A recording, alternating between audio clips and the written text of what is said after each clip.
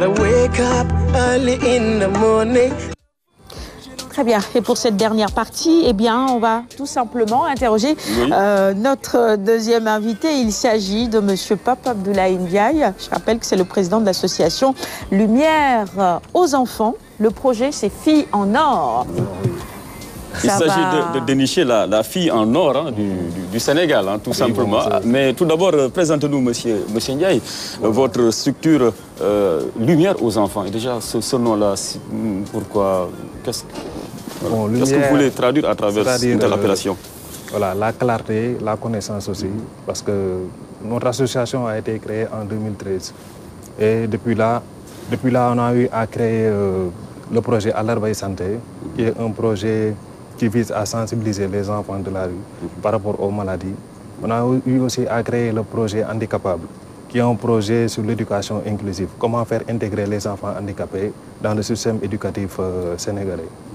Ok, alors on sait qu'il y a beaucoup d'organisations non gouvernementales qui sont dans le domaine de la petite enfance, de l'enfance, de l'éducation, de la santé, comme vous venez de le dire. Mais dans votre démarche, qu'est-ce qui vous différencie de celle-là, de ces organisations-là? Voilà. Qu'est-ce que vous apportez nous sommes une structure en termes d'innovation? Parce que vous savez, la majeure partie des structures qui œuvrent pour l'enfance, bon, ils sont un petit peu dans leur coin et puis ils œuvrent. Ils sont en train de faire leurs propres activités. Et Lumière aux enfants est une structure plutôt ouverte. Aujourd'hui, on travaille en collaboration avec les acteurs étatiques, avec les ONG, avec aussi les mouvements associatifs. Nous sommes ouverts à toutes sortes de collaborations. Ce n'est pas une association qui est fermée. Parce que je pense que pour avoir plus d'impact, aujourd'hui, quand on agit au niveau de l'enfance, par exemple, quand on fait un projet de retrait même des enfants de la rue, il faudrait que tout le monde puisse collaborer. Il faudrait qu'il y ait l'État, il faudrait qu'il y ait les ONG, il faudrait qu'il y ait les mouvements associatifs. Parce qu'aujourd'hui, si chacun apporte sa pierre à l'édifice, on peut arriver à de meilleures solutions. Je pense qu'il faudrait que l'on s'ouvre, que les organismes puissent travailler en collaboration. Ok, là vous parlez un peu de la mutualisation de vos forces, mais chaque ONG que l'on reçoit ici le dit, mais en vérité, sur le terrain, est-ce que vous avez intérêt à le faire? Parce que chacun peut-être semble aller en solo aussi. Oui, c'est le cas sur le terrain, ce qu'on déplore nous-mêmes. C'est pour ça que nous, à chaque fois que nous organisons des activités, on essaie d'inviter tout le monde. On invite les ONG, on invite les acteurs ministériels, on invite les mouvements associatifs. Parce qu'aujourd'hui, je pense que au niveau de la petite enfance, il y a beaucoup de choses à faire.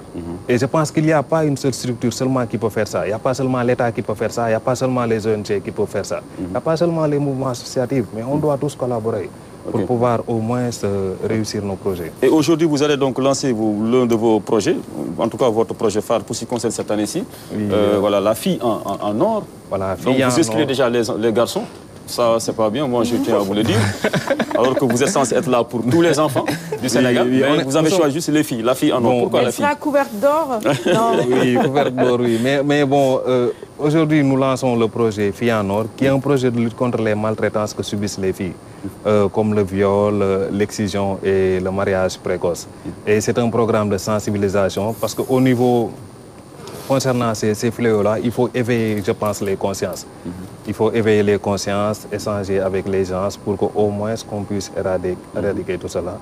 On a même l'exemple, de par quelques études qu'on a eu à faire sur l'excision, on a remarqué que plus le niveau de scolarisation est élevé chez la mère, si la mère atteint même le niveau secondaire, son enfant a moins de chances de se faire exciser. Donc, il est bon de parler avec les gens, de les éveiller. On va commencer ce projet ici à Dakar, au niveau de la banlieue et dans les régions.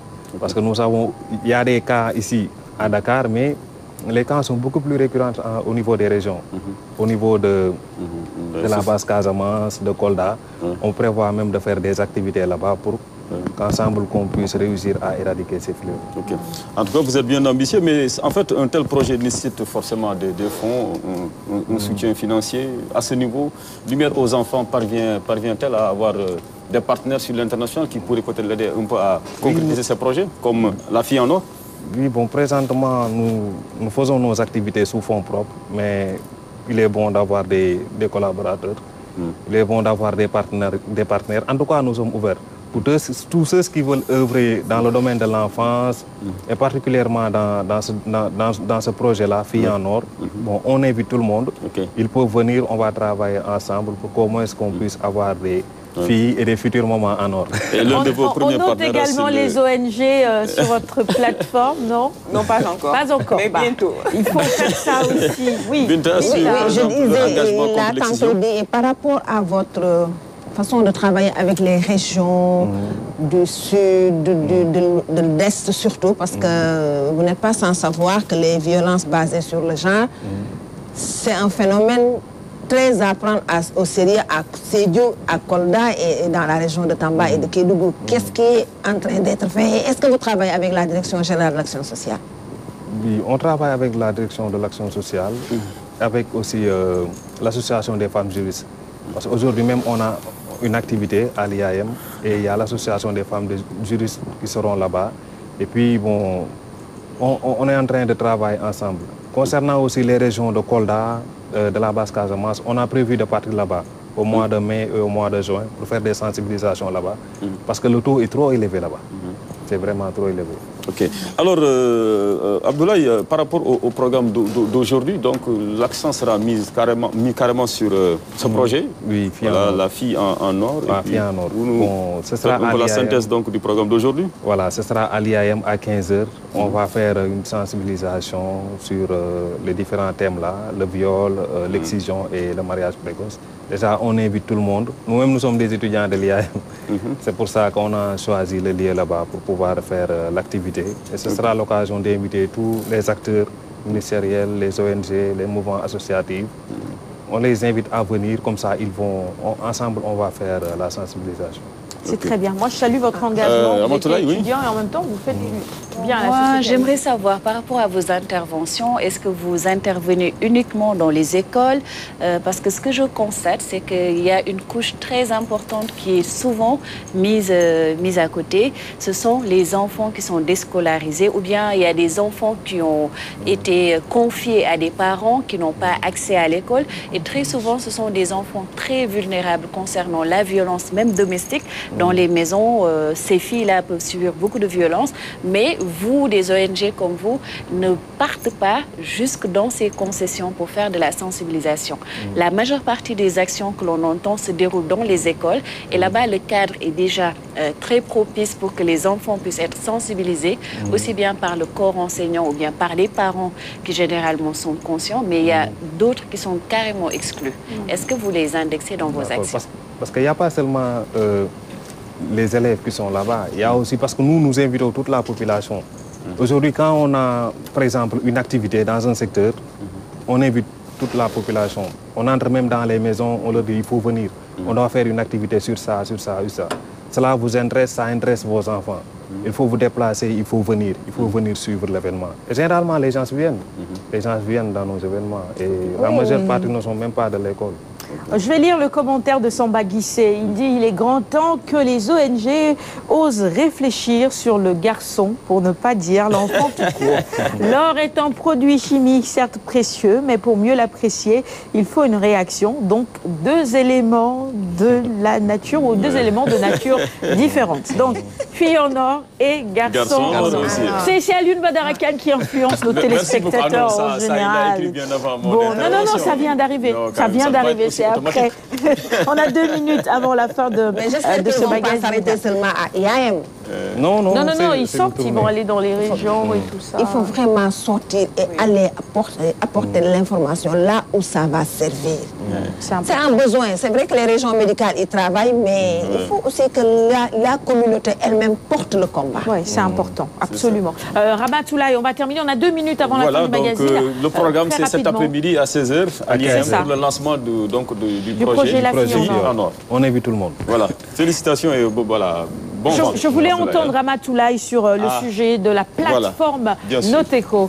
Déjà, par rapport à la plateforme, est-ce qu'il y a une interconnexion avec celle des associations de consuméristes? Il y en a beaucoup, il y a l'ASCOSEN, les usagers de banques également ont des plateformes. Est-ce que vous fédérez vos actions pour que l'ensemble de ces acteurs puissent avoir les données intégrées globalement?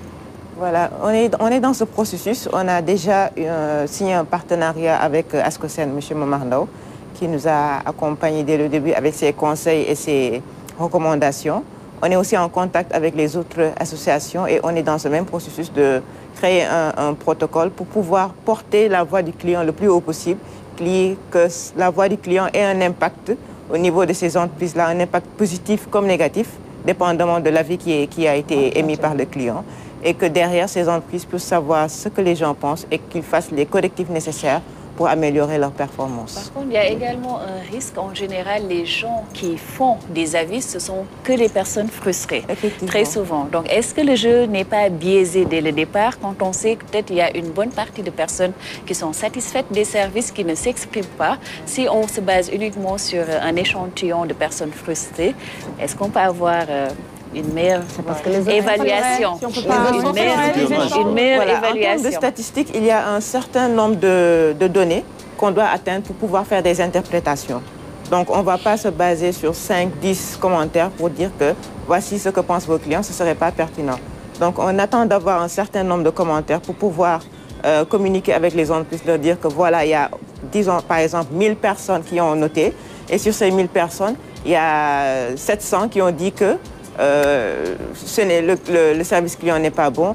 Il y en a 250 qui disent que, par exemple, pour les banques, le gap ne marche pas, etc. etc. Donc, quand on a une masse de données critiques, là, c'est beaucoup plus pertinent. Merci beaucoup, Rokhaya Diop, d'avoir accepté notre invitation de ce matin. Monsieur Ndiaye, Abdoulaye Ndiaye, merci également d'avoir partagé le quinquilibre avec nous ce matin. Alioune, il est 8h, on se retrouve demain à partir de 6h30 pour l'avant-dernier numéro de la semaine. Mesdames, Philomène, Madame Santé, Binta, et puis Ramatoulaye également. Aujourd'hui, c'est la journée internationale. J'y arrive. On est le 13 novembre, journée mondiale, journée internationale, autant pour moi, des systèmes d'information géographique. Et donc, ton sujet était bel et bien dans le thème du jour. On est le 13 novembre. On se retrouve demain à partir de 6h30 pour un nouveau numéro de Quinquilibre. Merci à tous ceux qui nous ont écrit ce matin. Je ne pourrai pas lire tous vos messages. Demain, peut-être, au cours de ce magazine. Bonne journée également à Sensei Yatimalo qui nous regarde. Wake up early in the morning, a long way but go because I gotta find my way. The Lord need to stand up, get better warning, which makes me know where we align what's left to be done.